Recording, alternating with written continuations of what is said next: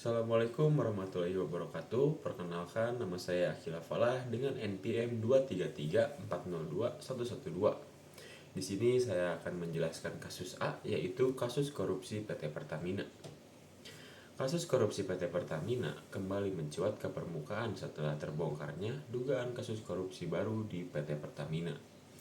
Skandal suap yang mengguncang Petral pada tahun 2014 kini turut menyeret nama salah satu pengusaha besar di sektor minyak dan gas, yaitu Muhammad Riza Khalid.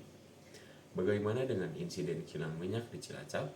Seiring dengan kontroversi yang kembali merebak soal korupsi di industri minyak dan gas, serangkaian kebakaran yang terjadi di kilang minyak milik PT Pertamina dalam beberapa tahun terakhir juga menjadi sorotan publik.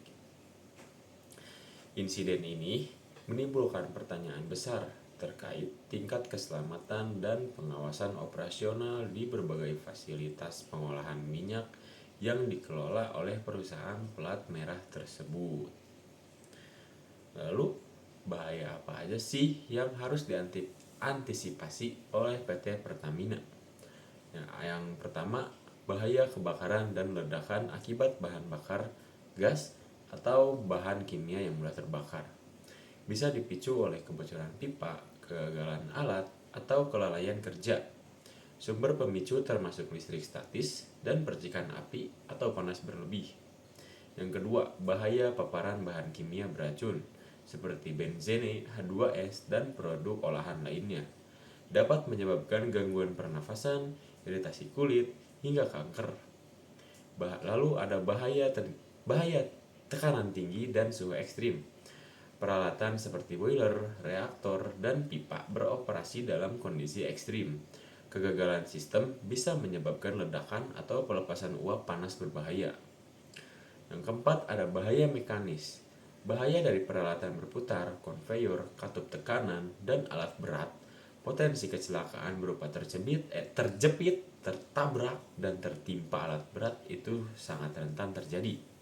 Lalu ada bahaya lingkungan. Tumpahan minyak dan pencemaran udara atau air. Dampak terhadap ekosistem dan kesehatan masyarakat di sekitar. Lalu yang keenam ada bahaya ergonomi dan keletihan kerja akibat aktivitas berulang, pengangkatan manual, dan jam kerja yang panjang dapat memicu gangguan dan kelelahan yang menurunkan kewaspadaan. Lalu, bagaimana tata cara pengendalian bahaya di semua tingkatan? Yang pertama, pengendalian bahaya di tingkat eliminasi dan substitusi, itu yang paling efektif, yaitu menghapuskan proses atau bahan berbahaya jika memungkinkan, misalnya mengganti bahan kimia beracun. Lalu substitusi, mengganti bahan atau metode dengan yang lebih aman.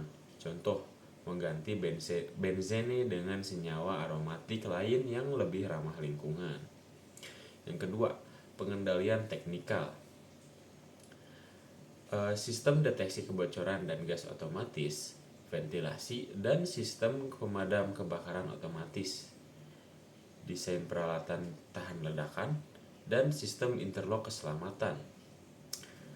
Kemudian pengendalian administratif SOP, yaitu Standard Operating Procedure, untuk semua aktivitas beresiko, jadwal rotasi kerja dan istirahat untuk mencegah kelelahan, pelatihan berkala tentang bahaya prosedur darurat, lalu audit keselamatan dan investigasi insiden.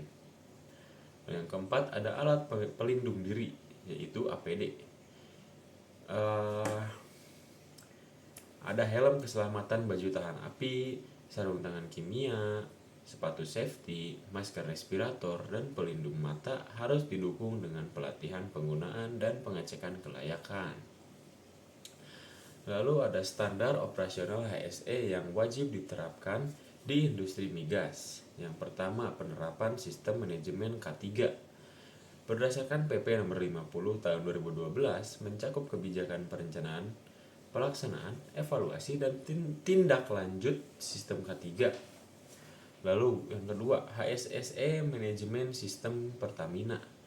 3 prinsip utama yaitu patuh, interferensi, dan peduli, termasuk pelatihan K3 sistem, sistem pelaporan kejadian, dan evaluasi berkala.